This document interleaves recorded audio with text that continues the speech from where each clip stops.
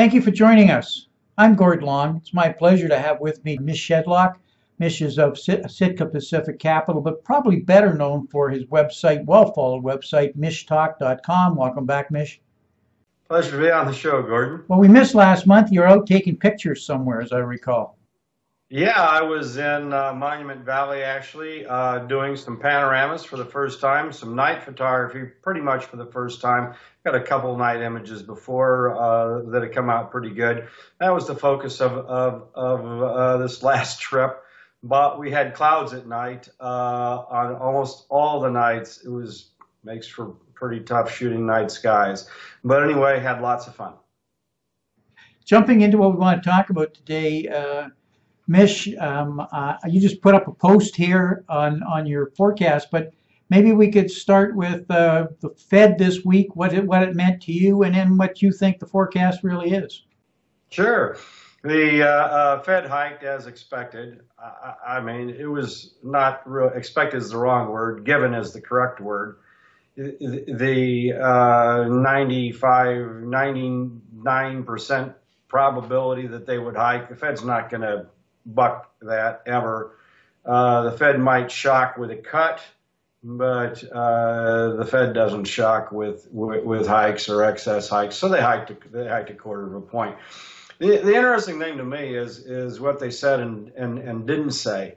The economic reports lately have actually been pretty miserable, and they continued today in a major way with housing, and we'll get to that in just a bit. But the Fed has been talking about all this weakness being transitory. It is just transitory. So I expected the Fed to use the word transitory somewhere yesterday, either in the actual minutes or in the post FOMC Q&A follow-up. And they didn't. They said things were balanced, and they said things were moderate. The risks were balanced. They expected to see a moderate improvement in a whole bunch of different areas. They used the word moderate 3 times, transitory 0. So moderate is the new buzzword, I guess. But looking at the data, Gordon, I don't see it. I don't see where they come up with these GDP forecasts, or the economy is improving moderately kind of forecasts, because it isn't. I spent a lot of time at this, and we over at Matt SII, that's garbage.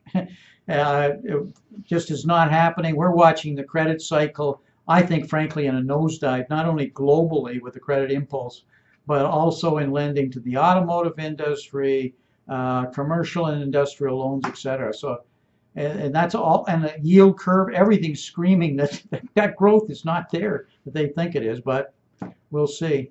Yeah, the Fed's hiked here. They're leaning right into a punch, in our opinion. Well, the Fed's hiked, but long-term interest rates have been going like this ever since the Fed started hiking. So I looked at the last 2 recessions, and the Fed was hiking. The curve got narrower and narrower in this upward wedge-forming pattern until it inverted. We're seeing something completely different this time. Certainly the the short end is wedging higher, but the long end is coming down. Fast. So that's the issue. It's the long end. Coming down pretty fast. The 230 spread is the issue. So we're still nowhere near close to inversion, and if we invert, it's probably going to be like sudden, and it's going to mean the recession started. An inversion is not a requirement for a recession, but it is typically a sufficient condition for one. But with interest rates at 0 for so long, I never expected a reversion before the next recession hit. Now we've actually got a tiny little bit of room here for one, with the short end near 1 point, 1 to 1 1/4. So I guess the 2-year could invert with that. The but right now the market is still believing the Fed somewhat, not on the same basis that the Fed's going to keep hiking. So, Mish, for what it's worth, we were all a group us all focused on the FOMC, but we couldn't. No, nobody cared about the rates. That was a given. And actually, what Yellen said, we were totally focused on the normalization of the balance sheet, what she would say, and the rate that she would initially indicate that she would start potentially not stop buying on a rolled over basis, and it was pretty moderate in actual fact.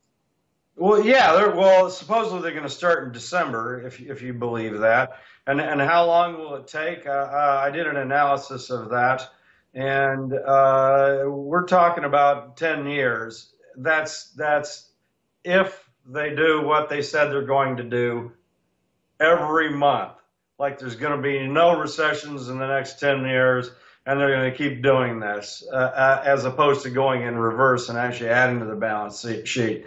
So I don't believe it. It's ludicrous to talk about. I don't know how anyone can believe it, but people react as if this comment makes some sense. The Bank of Japan, ECB, and Fed all now have balance sheets equal at a total value of $4.5 trillion. The Fed's actually slightly behind in that. And this time last year, we were printing, not we, the other central banks, exclusion of the United States, was 200 billion. Last fall, we were already starting to come up in our first quarter 260 billion a month from 200 billion. And as of this month, last month rather, we're at 300 billion a month that the central banks altogether, including the US, which is apparently zero. And if you believe Bernanke's enrich thy neighbor, ring around the rosy, it's time for the United States to step up and increase the balance sheet. So, and by the way, if you're printing 300 billion a month, are putting that liquidity, and you don't stop that, right? Without tremendous problems. And Mish, and the reason we think they're doing it is because globally the credit market is absolutely turning. Trade is slowing at such a rate. It's not about the U.S. economy. They're concerned about a slowing global economy. I don't know if you see that or believe that. Well, I believe this global economy is slowing. Whether or not they see anything at all is debatable. They're on their schedule. They believe what they want to believe. If they want to hike, they're going to come up with a reason to do it. That's what this last meeting was about. And people misinterpreted my comments on this. So, Mish, you sound like you don't think they should be hiking. And my reply was, well, I don't know what they should do, and they don't know what they should do either.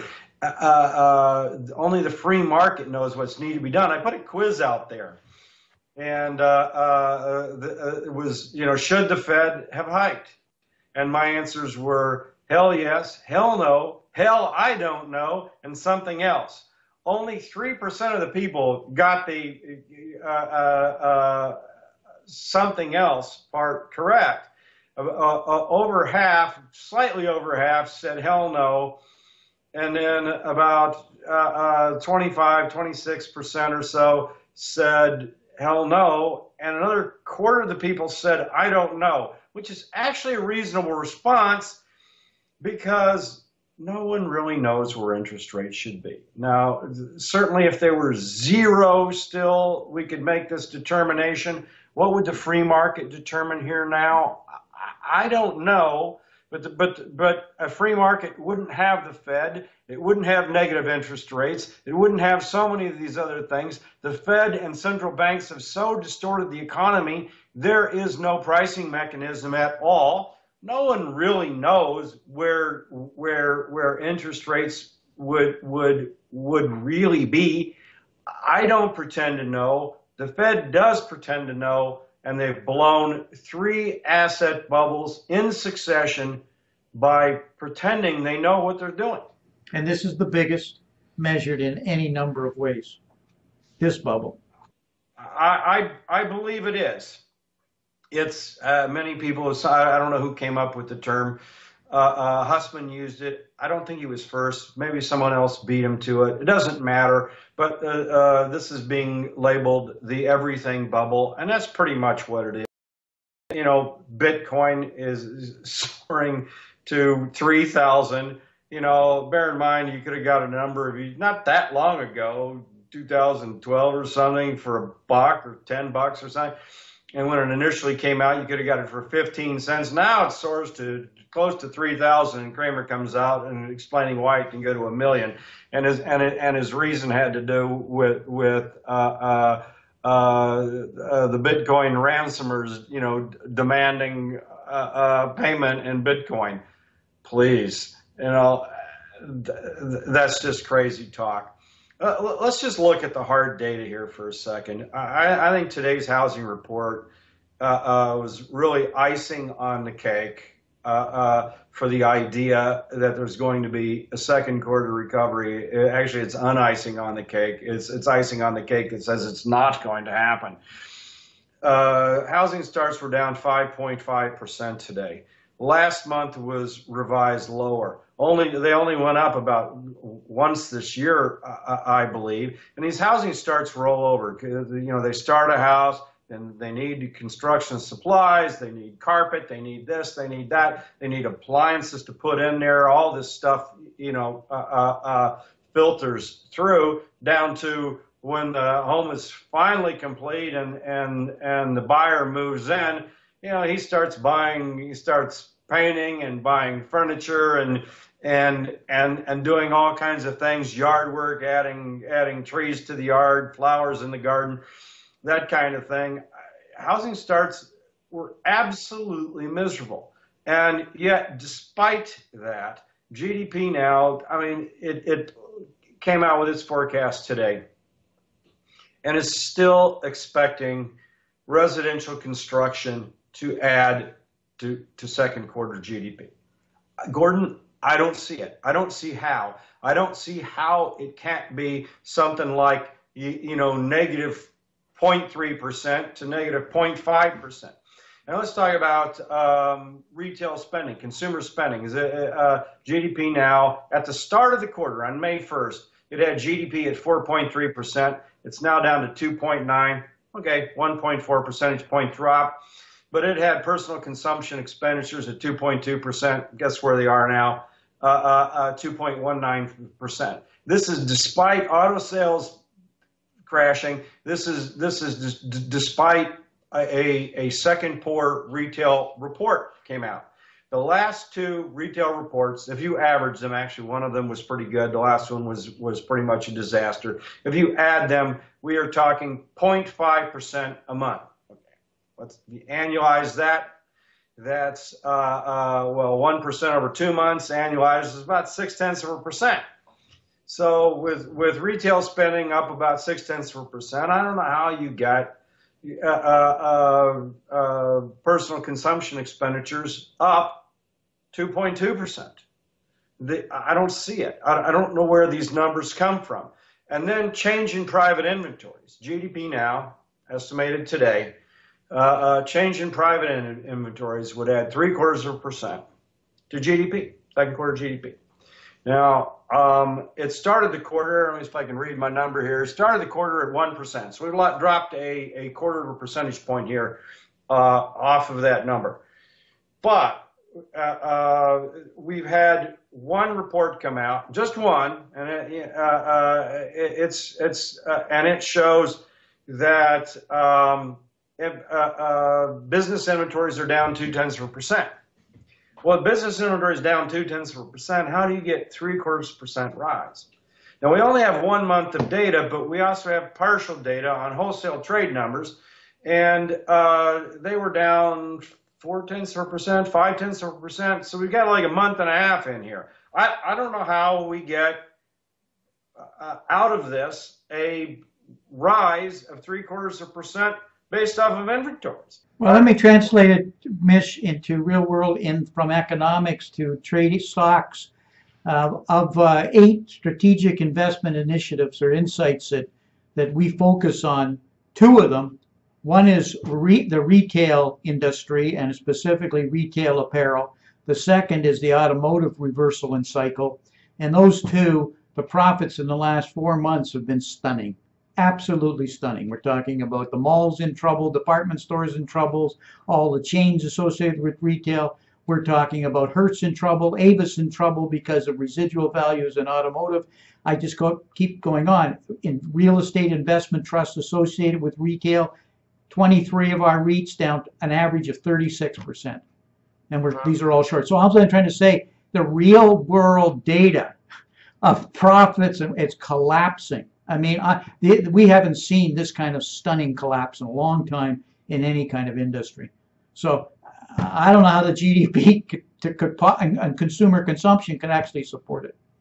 The consumer has stopped. I mean, auto sales alone are 20% of retail sales, and they've been terrible. Down 4 and 5%. So that's a huge component. I think I'm being generous, actually.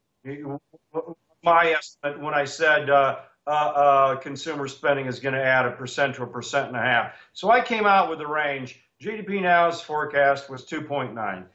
Well, we only have half the data in, and we don't know what's going to happen. But based on the data that I've seen, I'm estimating GDP at 0.1% to maybe 1.1%. And my inkling is under 1%. And if the data gets worse, we're looking potentially at negative numbers here. Yeah, we don't use the word, but we think there's a recession imminent, and that we say that for not only what I just said, but the credit. The credit is contracting. You can just see it. Delinquencies, foreclosures, not foreclosures, well, forbearance in student loan cases, defaults, everything. Repossessions of autos.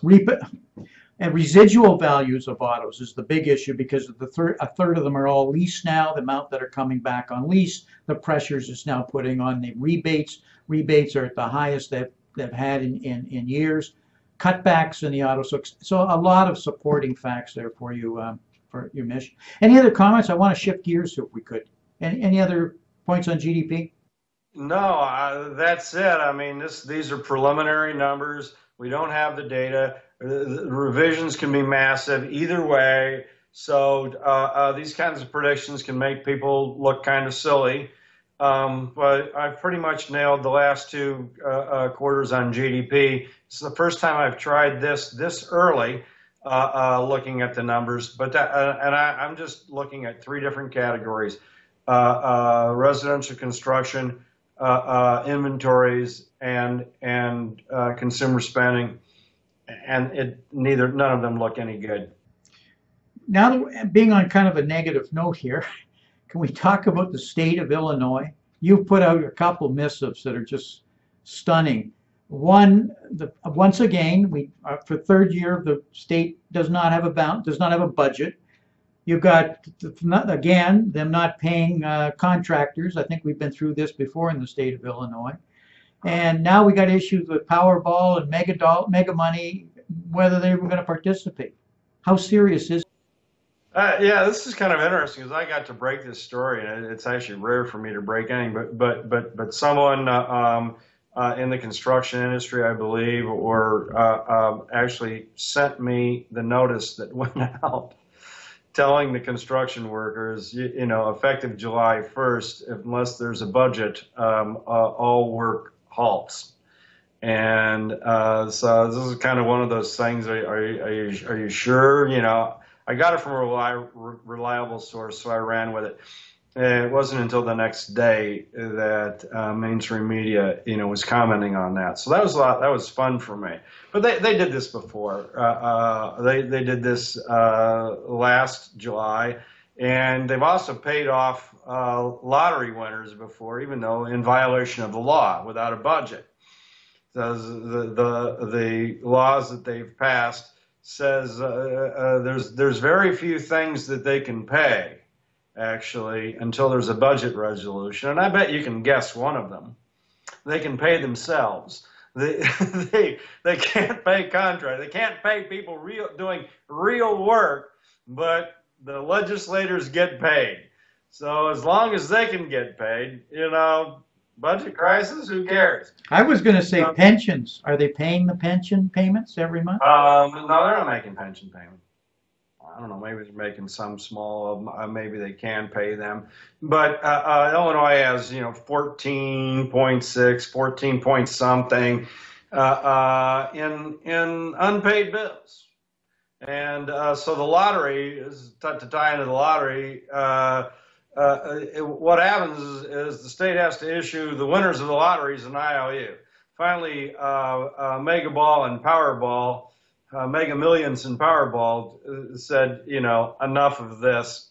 We're pulling out. Also July 1st, or as of the June 30 lottery, something like that. Because they're not able to pay winners because the state's not paying them. Illinois has a habit of solving these problems by just jacking up the taxes. Is that coming again?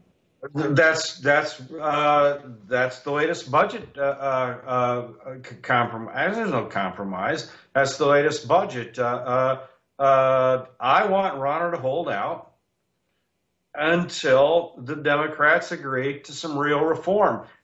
My guess right now is this not going to happen. They're going to pass another round of tax hikes. And what House Speaker Madigan has said is pass tax hikes, and then we'll talk about reform. There won't be Illinois. There will not be reform, Gordon, unless it's done before or simultaneous with tax hikes. Your property taxes are getting to be through the roof in the greater Chicago area. The best I can tell, there's your sales taxes right up there in the top echelon. I mean, where else? People are going to start, it's going to be like California, they're going to start leaving. Well, this, not start leaving. Illinois has lost population. It's I believe, the only state that's actually lost population for as long as it has. It's the only state whose wages have gone down since the Great Recession. It's businesses are leaving. Corporate tax revenues declined. I got this right, 41%. I think in the last report. People and businesses are voting with their feet, and I'm going to be one of them. I'm going to be out of here.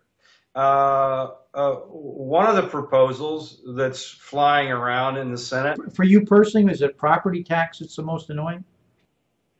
Property tax is really annoying. I've on a $400,000 or $500,000 house. I don't know what this would sell for.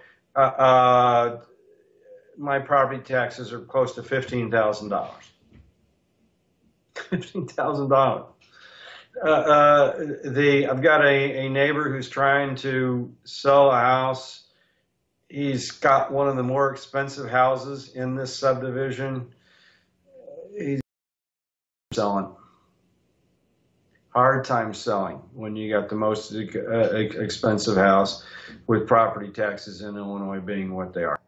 I have friends in California, in Berkeley area, other friends in New Jersey, and their property taxes are in the 21 to 27,000 a year, and they're comparable priced houses to what yours is, in that kind of range.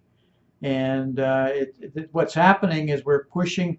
The Federal Reserve federal government's cutting back money to the states cutting it back to the local, and the only thing left is property taxes. And I think it's a strategy. So now everybody has a McMansion. Prices are up. Now it's time to tax the houses. I just see it coming. Did you see Lawrence Yunn's, the chief economist for the National Association of Realtors, comment today?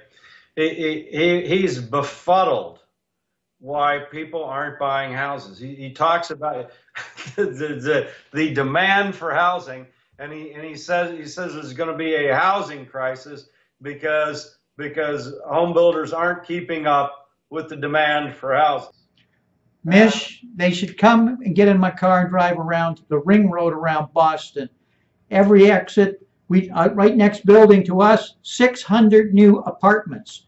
There must be 50 of these different developments that are all 600 kind of apartments. The millennials are forced into apartments. And are you ready for this, Mish? 25% of them have to be subsidized to housing, which means they're reduced and priced based on what the state then allocates to them, 25%. So the millennials are not buying houses. There's no demand for houses or demand for houses. Home builders, we build them. I mean, there's a demand for houses at under the market value. There's which is what, Lawrence Young doesn't get. I said, how can economists be this stupid? Really? To be befuddled by the lack of home sales when prices are through the frickin' roof. No one can afford to buy these damn things. Millennials who may want a house can't afford to buy one. It's as simple as that. And he's befuddled over lack of building in the alleged face of rising demand. Amazing. This is what constitutes economics these days. He needs to get in a car and drive around, and it will take him about 40 minutes to see what's really happening. It's that big and that obvious, at least in the greater Boston area. It's clear. Mish, we're getting towards the end here, but I want to touch on something that confuses an awful lot of people. You had a great article out explaining it, is bank reserves, the excess bank reserves that are held at the Federal Reserve. They're paying interest on them. What does all that mean? Is that in fact curtailing the amount of stimulus or lending that could be out there? Let's just historically go back. Excess reserves were almost like non-existent before the Fed started QE. After 3 rounds of QE, excess reserves built to 2.4, 2.6 trillion, something like that. They're now down to 2.1 trillion. I got an email from someone the other day who told me, I don't know how things work, that he didn't use the word hoarding, but that's what applied. He said the demand to hold cash from banks is really high. That's in essence, he's saying that banks are hoarding cash. And why are they doing it? This economist told me that banks were doing this because the Fed was paying interest on reserves. And that's not the way the system works. Reserves have almost nothing to do with the willingness of banks to make loans. That's what the Bank of International Settlement, that's what the Biz said, that's what Steve Keen says, that's what I say. Actually, that's what common sense says, if you can even actually look at the data itself. He proposed that if we stopped paying interest on reserves, that banks would start lending these excess reserves, and they would slowly dwindle down to zero. At the rate at which excess reserves are declining, I estimated we would need 50 trillion in new loans to get the excess reserves down to zero. Now, we can go over these numbers, whether it's 20 trillion or 100 trillion or even 10 trillion, which would be doubling bank credit, by the way, or nearly doubling it. So the idea is nonsensical. And then I also went and posted a chart, and it showed that despite the Fed hiking rates, they've hiked, 4 times now, right? The banks are still lending. So it hasn't curtailed lending any bit. Why? Because excess reserves have nothing to do with banks' willingness to lend. Banks lend when they're not, as long as they're not capital impaired, as long as they've got a creditworthy borrower or someone they deem creditworthy that's willing to borrow. So rather than there being this huge demand for money, as this economist told me, there's actually no demand for loans. Bernanke created all of these excess reserves, deflating interest rates, and despite of very low interest rates, businesses still don't want to borrow. That's what's going on. He has it ass backwards, and he's telling me I don't know what I'm talking about. It's right there in pictures. Yeah, demand for loans is without question falling. And the other thing, and I talked to enough of them to say, there's not enough collateral out there that's not impaired, problematic, or over leveraged. We certainly saw that in Spain, didn't we? Exactly the same thing. Everybody is so over leveraged that you can't create lending unless somebody's got some collateral, and that's one of the central issues right now. And we'll see. Mish, we got a break. Any closing comments you'd like to make? No, I think that's it. We've covered it all. If the numbers stick as we're on track for here, we're in for some pretty shockingly low GDP numbers as I see it for second quarter. People can follow your writings, 5 or 6 posts a day at mishtalk.com, but they can follow your photography work at what's the name of the site? Mishmoments.com. I've got some really cool stuff out there on Iceland first, and now I've got some stuff. I've started a series on Zion National Park. I may do Death Valley next, actually. So I'm just taking people all around rather than posting one random picture, from here or there. I'm giving people an in-depth look at these various parks or various countries, what they can do, what they can see. It's a lot of fun. Talk to you again next month. We'll catch you in a month. Talk to you then. Thanks, Mish.